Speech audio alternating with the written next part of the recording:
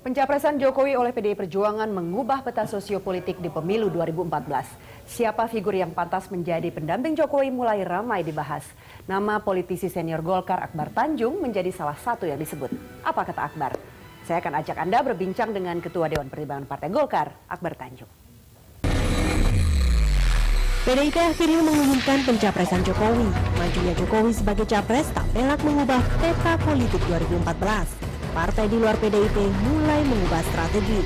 Maklum saja, dalam sejumlah survei elektabilitas, Jokowi hampir selalu menduduki peringkat pertama. Mengevaluasi kembali pencapresan Abu Rizal Bakri juga terdengar di kalangan internal Partai Beringin. Sejumlah nama muncul sebagai alternatif pengganti Ical. Nama Ketua Dewan Pembina Partai Golkar Akbar Tanjung dan mantan Ketua Umum Yusuf Kala kembali disebut.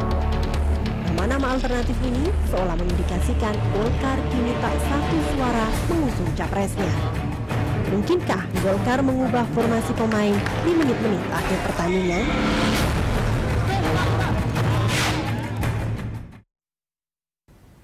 Ya, pemirsa, kita akan berbincang dengan Ketua Dewan Pertimbangan Partai Golkar Akbar Tanjung. Mang Akbar, baik. Dengan pencapresan Jokowi dari PDI Perjuangan, peta politik atau sosial politik kelihatannya berubah. Benarkah pencapresan Ical di Golkar akan dievaluasi? Mengenai pencalonan Jokowi memang merupakan suatu dinamika yang patut menjadi perhatian kita. Suatu fenomena yang menarik, Jokowi sebagai seorang tokoh muda dari daerah muncul jadi gubernur dan sekarang menjadi calon presiden. Tapi walaupun begitu, tentu itu semuanya kami cermati dan itu sama sekali tidak mengurangi sikap dan juga rencana Partai Golkar untuk mencapreskan saudara Abu Rizal Bakri, dan tidak ada rencana, bahkan juga kami tidak pernah ada niat. Tentu saja ini merupakan satu tantangan baru buat Golkar karena ada dua hal. Pencapresan Ical sudah final. Sudah, dalam pengertian secara organisasi tidak ada rencana bahwa kami akan melanjutkan pencalonan saudara Abu Rizal Bakri, tapi perlu diketahui kami ingin memastikan dulu bahwa kami sebagai partai memang mendapatkan dukungan suara yang tinggi. Saya melihat Pak Akbar kemudian lebih realistis ini, melihat bahwa lebih bagus all out untuk memenangkan partai. Betul. Karena mungkin capres lebih kecil kemungkinannya untuk bisa menang pada pemilu presiden nanti. Semua orang mau jadi calon presiden menjadi melalui partai politik. Karena itu partainya yang harus kita perkuat.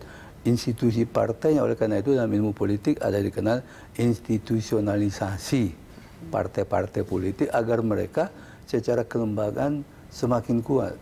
Nah, karena itulah saya mempunyai tekad bahwa pertama-tama kita harus sekuat tenaga mengupayakan apa yang diamanatkan oleh Munas agar kita meraih kemenangan. Target kami tinggi, Rika. Target kami 30%. 30% itu kalau dilihat dari segi kursi, 170 kursi. Kalau dilihat dari segi suara, itu sekitar 40 juta suara. Dan itu target yang tidak mudah ini, apalagi berat, PDIP berat. Selalu membayang-bayangi Golkar dalam survei. PDIP juga berat. Kalau bahkan dalam beberapa survei terakhir harus kita akui, kami memang kejar-kejaran. Dalam 6 bulan terakhir, 6 bulan yang lalu, kami di depan, di atas. Tapi mendekati ke sini kok kelihatannya kok PDIP makin ke atas, bukan tidak mungkin kalau kami tidak melakukan sesuatu. Kalau perlu istilahnya itu all out, itu habis-habisan, itu hanya dengan cara itu kami bisa meraih dukungan suara. Ada juga pendapat mengatakan bahwa dengan elektabilitas Ical yang cenderung stagnan, lebih baik ia menjadi kingmaker saja dan memunculkan tokoh baru untuk dicapreskan oleh Golkar. Setelah pemilu legislatif, setelah 9 April, kami akan melakukan pertemuan nasional. Pertemuan nasional yang dihadiri juga oleh pimpinan partai pada tingkat nasional, pimpinan partai pada tingkat 1. Kita akan membicarakan dua hal penting. Kita mencoba melihat, mengevaluasi katakanlah, bagaimana hasil daripada partai kami dalam pemilu legislatif. Pemilu legislatif 9 April. Kami akan lihat apakah mencapai target atau tidak, apakah di bawah target, atau kalaupun di bawah target. Jauh di bawah target, begitu ya? Tidak, kalau masih di bawah target tapi masih mendapatkan kursi di atas 20%, sehingga partai masih bisa mencalonkan presiden secara langsung. Tanpa perlu berkoalisi. Tanpa perlu berkoalisi, tapi kalau seandainya di bawah target lagi, sehingga kami tidak bisa mencalonkan presiden. Tentu dari berbagai hasil pemilu itu ada opsi-opsi apa yang akan ya, harus kami memainkan ambil. plan B atau plan C begitu ya. Nah ini kita masih menunggu nih apa kemudian keputusan Golkar nanti. Tetap berkoalisi dengan partai pemenang atau beroposisi. Kita akan lanjutkan perbincangan sesaat lagi Pak Akbar. Nama Ketua Dewan Pertimbangan Golkar Akbar Tanjung disebut sebagai calon wakil presiden potensial pada pemilu 2014. Berdasarkan survei Freedom Foundation awal Maret lalu, Akbar mendapatkan dukungan 6,5% untuk posisi cawapres. Nama Akbar juga muncul untuk disandingkan dengan capres partai lain. Sejumlah kalangan menyebut kemungkinan Akbar Tanjung untuk menjadi wakil Jokowi, seiring dengan Yusuf Kala yang juga santer disebut sebagai figur yang cocok mendampingi Jokowi. Menjodohkan cawapresnya dengan capres partai lain tentu bisa menjadi skenario kedua Golkar mengantisipasi kekalahan di Pileg maupun di Pilpres. Pertanyaannya, jika partai yang mengusung cawapres Golkar berbeda platform, akankah Golkar tetap berkoalisi? Atau Golkar akan beroposisi?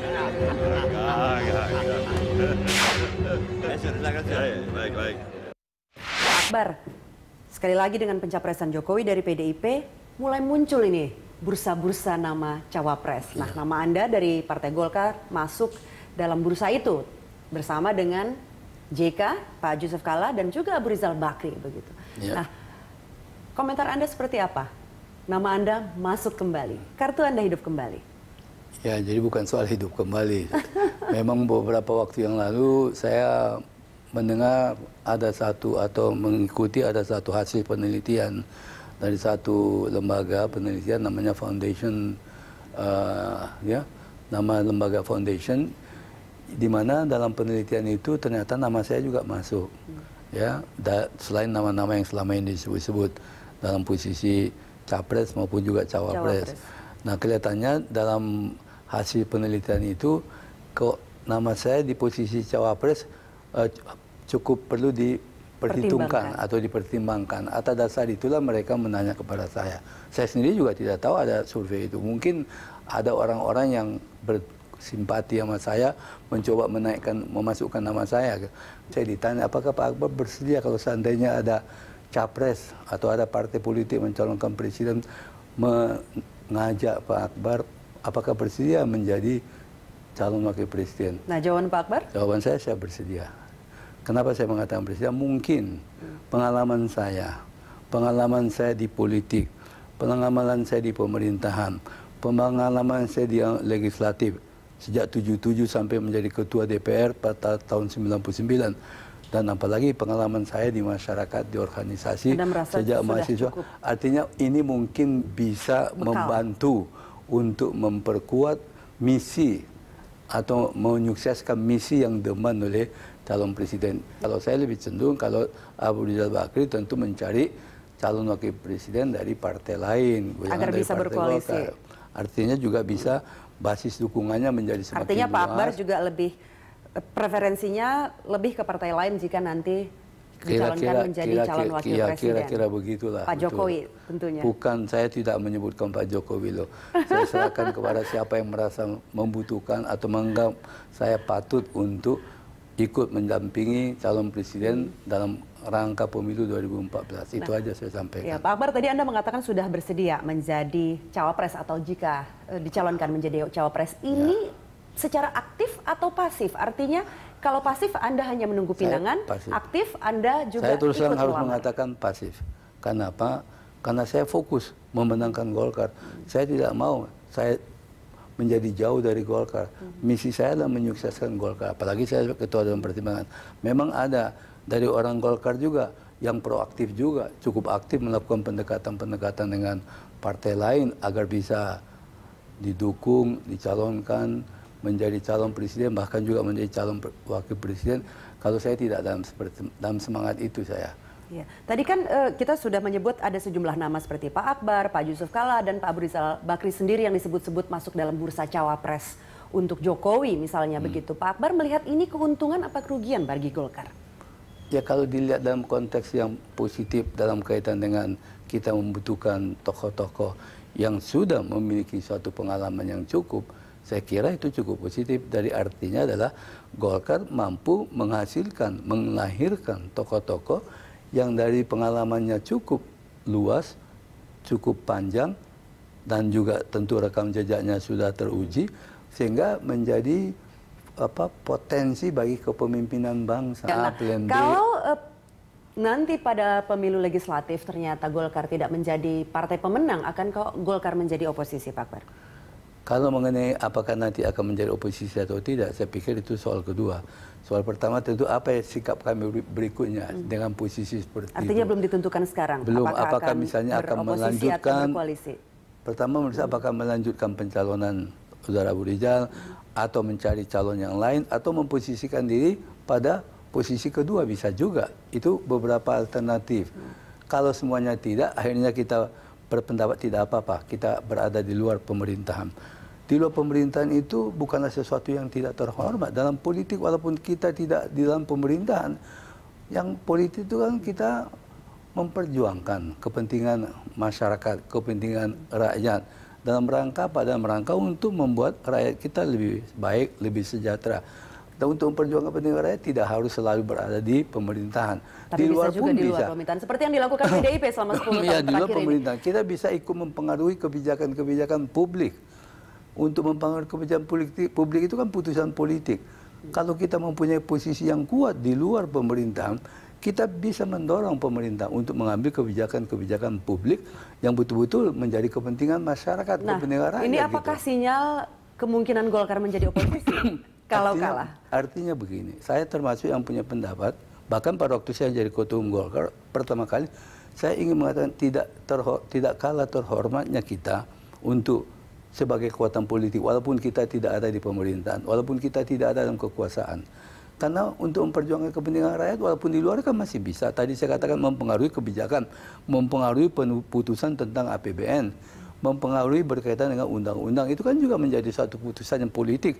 Dan itu tidak perlu harus kita di pemerintahan. Di luar pemerintahan, kalau kita cukup kuat di DPR, kenapa tidak? Kita bisa ikut mempengaruhi. Tapi jadi bukan itu habitnya Golkar untuk menjadi oposisi itulah selama yang memang ini. saya coba membangun satu, terutama Golkar dengan paradigma baru.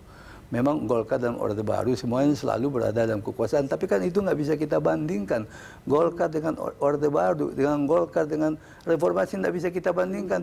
Kalau dibandingkan Zaman sudah berubah. Ya, berubah. Kalau dibanding itu artinya apple to apple. Ini nggak apple to apple. Orde Baru beda, di situ kekuatan birokrasi, kekuatan militer, banyak yang mendukung Golkar. Tapi kalau era reformasi, Golkar harus berkompetisi dengan partai lain. Posisi Golkar sama. Dalam Orde Baru namanya saja bukan partai politik. Dulu Golkar ada yang lain partai politik, P3, PDI. Kalau sekarang kita semua sama partai. Semua merupakan harus berkompetisi. partai politik. Disitulah dinamikanya, disitulah tantangannya, disitulah menariknya. Dan bagi seorang pemimpin itulah sesuatu hal yang sangat challenging, sangat menarik. Sekian lama mendeklarasikan calon presidennya, hingga kini nama calon wakil presiden Partai Beringin ini masih menjadi tanda tanya. Sejumlah nama pernah mengemuka, diantaranya Mahfud MD, Akbar Tanjung, hingga Khofifah Indar Parawansa. Hingga kini Golkar belum menentukan siapa yang akan mendampingi Ical. Golkar hanya memastikan calon wakil presiden pendamping Ical berasal dari etnis Jawa. Calon wakil presiden Golkar itu baru akan ditetapkan setelah pemilu legislatif.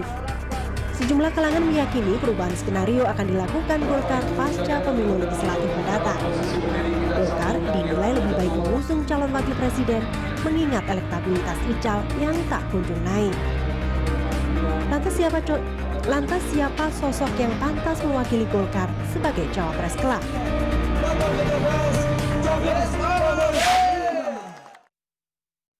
Ya, kita lanjutkan perbincangan dengan Ketua Dewan Pertimbangan Partai Golkar, Pak Akbar Tanjung. Pak Akbar, ini masih soal bursa cawapres nama Anda. Ada yang menyebut-nyebut bahwa Anda sudah mulai membentuk tim pemenangan untuk menjadi cawapres. Secara formal tidak ada. Secara formal tidak Tapi ada. kalau kawan-kawan saya mendatangi, saya katakan betul saya bersedia. Kemudian kemana kalau kami bantu juga untuk melakukan pendekatan dengan berbagai pihak. Ya silakan aja, saya bilang gitu. Tapi karena itu tentu biasa dalam politik. Iya, itu misalnya saya bikin tim, ada tim sukses apa gitu, nah, tidak ada itu. Tapi kan kawan saya kan banyak. Tadi kan saya beritahu Marika, seperti kemarin saya ke Semarang, itu adik-adik mahasiswa dari berbagai organisasi kemahasiswaan gitu. Tidak hanya HMI, tapi juga ada situ IPNU, ada juga dari PMKRI, yang juga memberikan dukungan yang sama, kira-kira begitu. Tapi kemudian pembentukan tim pemenangan, katakanlah begitu, kan menunjukkan juga serius apa sebetulnya Anda bersedia menjadi cawapres, Pak Akbar? Tentu saja kemenangan itu kalau nanti sudah resmi official, pastilah kalau itu. Tapi kalau belum official, belum pasti. Tentu tidak seperti itu. Kalaupun ada langkah-langkah seperti itu, misalnya teman-teman saya kumpul, kemudian mendiskusikan gimana baiknya ini Bang Akbar, Anda udah disebut, kira-kira gimana, ya silakan aja. Kalau memang kalian menganggap bahwa saya juga tepat, cocok untuk jabatan itu, silakan aja kalian melakukan sesuatu, gitu aja. Tapi kemudian mari kita bikin tim suksesnya, kamu ke sana, kamu ke sini, ini ke sini, secara formal seperti itu tidak. Itu kecuali kalau nanti insya Allah memang resmi sudah, tentu kita harus mempersiapkan segala sesuatunya secara baik, secara tepat, secara cermat, secara berkesinambungan tentunya gitu. Nah, munculnya nama-nama Pak Akbar, Pak JK, kemudian Pak Ical juga dalam bursa cawapres ini sudah pernah dibahas belum di internal Golkar? Kalau mengenai cawapres kami tidak pernah membahas secara serius, secara resmi ya. Karena apa? Karena tadi kami fokus dulu kepada capres. Kalaupun ada pembicaraan lebih sebagai wacana. Sebagai wacana sih saya pikir tidak apa-apa. Wacana tentang siapa yang akan mendampingi Abu Rizal Bakri, sudah ada beberapa nama disebut, misalnya Profesor Mahfud MD, disebut juga misalnya, yaitu Edi Pramono Wibowo, disebut juga, bahkan dulu pernah disebut juga Gubernur Jawa Timur Soekarwo, bahkan juga Khofifah pun pernah juga disebut-sebut. Itu sebagai satu wacana. Tapi formal kami membahas itu tentu nanti setelah pemilu legislatif selesai. Dan itu sudah saya sampaikan. Saya sampaikan pada Abu Rizal Bakri, baik secara pribadi maupun secara institusi, kami Dewan Pertimbangan menyarankan, memberikan saran supaya DPP sebaiknya fokus kepada pemilihan legislatif. Setelah pemilu legislatif barulah membicarakan mengenai soal calon wakil presiden gitu. Pak Akbar, seperti kita tadi sudah bahas sebelumnya, situasi atau sosiopolitik berubah ini sejak PDIP mencapreskan Jokowi, begitu kan, mulai muncul nama-nama di bursa cawapres. Nah, dengan kondisi seperti ini Anda tidak khawatir kemudian dicap memainkan kartu sendiri di Partai Golkar, Pak Akbar? Oh tidak, kenapa? Karena Golkar kan official, resminya kan calon presiden yang setelah kita putuskan toh, dan itu sama sekali tidak ada satu perubahan, tidak ada rencana, bahkan saya pun tidak punya rencana, tidak punya niat untuk melakukan perubahan terhadap pencalonan itu. Jadi dari sisi Golkar formalnya tidak mengganggu apa yang menjadi target Golkar, apa yang menjadi sikap Golkar. Dan kemudian yang lebih penting lagi, Rika, saya akan ditanya, apakah saudara bersedia, apakah saudara Akbar bersedia? Waktu konvensi, pada waktu itu kita memutuskan bagaimana pola pengambilan keputusan bagi pemenang konvensi. Partai Golkar diajukan oleh rekan-rekan saya dari DPP, ada dua alternatif. Pertama, pemilihan sekali jadi, pemenang suara terbanyak langsung menjadi calon ketua, menjalon calon presiden. Atau ambil pilihan kedua, kalau tidak ada yang mendapatkan dukungan suara yang tinggi, dilakukan putaran kedua. Artinya tinggi itu berapa? Di atas 50%. Nah, akhirnya ditawarkan kepada saya, baik ketua umum, dan rekan-rekan saya mengatakan, Bang Akbar, kalau Bang Akbar pilih yang pertama, kami yakin Bang Akbar lah yang akan menjadi calon presiden. Tapi saya pertimbangkan jauh-jauh. Saya berpikir, saya membaca konstitusi. Konstitusi mengatakan dalam pemilihan calon presiden, bila mana tidak tercapai di atas 50%, dan kemudian mewakili 25% dari seluruh provinsi di Indonesia, maka dilakukan pemilihan berikutnya. Putaran kedua. Pemenang pertama dengan pemenang kedua. Ya, saya tentu mengacu, merefer kepada konstitusi. Masa konstitusi begitu, masa Golkar membuat satu aturan tidak sejalan dengan konstitusi. Tidak semangatnya tidak sama dengan konstitusi. Walaupun kalau yang tadi konstitusi adalah pemilihan presiden, ini baru calon presiden. Tapi saya berpikir, saya mengatakan, kalau konstitusi mengatakan begitu, karena itu saya pilih yang kedua. Terlepas saya nanti menang atau tidak, itu urusan berikutnya. Kita pilih karena kita ingin membangun satu sistem, meletakkan suatu dasar-dasar sistem yang bisa kita gunakan ke depan. Hanya sekarang pilihan kedua. Dan ternyata memang betul, Rika. pada waktu pemilihan konvensi pertama dari 5 calon presiden itu, yaitu saya sendiri, Wiranto, Abu Rizal Bakri, Prabowo, Surya Paloh. Pada waktu putaran pertama saya yang pemenang, kedua adalah Pak Wiranto. Karena ketentuan kita menyatakan begitu, tata cara penetapan calon presiden dari Partai Golkar mengatakan harusnya mendapatkan dukungan suara di atas 50%. Karena Akhirnya tidak ada yang 50%, maka dilakukan putaran kedua. Dan kemudian dalam putaran kedua, ya memang terpilih Pak Wiranto. Dan saya hormati. Untuk itu. Saya hormati. Bahkan setelah itu penutupan konvensi, saya langsung menyerukan kepada seluruh jajaran Partai Golkar. Kita sudah mengambil keputusan, Anda sendiri turut dalam pengambilan keputusan. Saya yakin tentu Anda juga mempunyai pilihan-pilihan, tapi apapun pilihan Anda, yang pemenang adalah Wiranto. Oleh karena itu saya instruksikan kepada seluruh jajaran partai kita semuanya, mari memberikan dukungan sepenuhnya kepada Pak Wiranto sebagai calon presiden dari Partai Golkar. Saya katakan, Pak Akbar, terakhir, sebagai politisi seperti apa Anda ingin dikenang?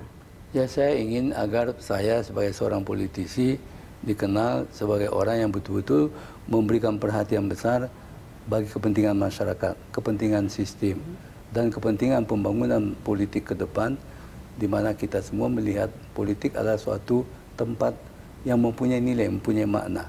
Dan saya melakukan itu secara jujur dan secara tulus. Gitu. Menjadi politisi jujur dan politisi tulus. Yeah. Pak Akbar, terima kasih, senang berbincang dengan Anda bersama kami di Bedah Politik.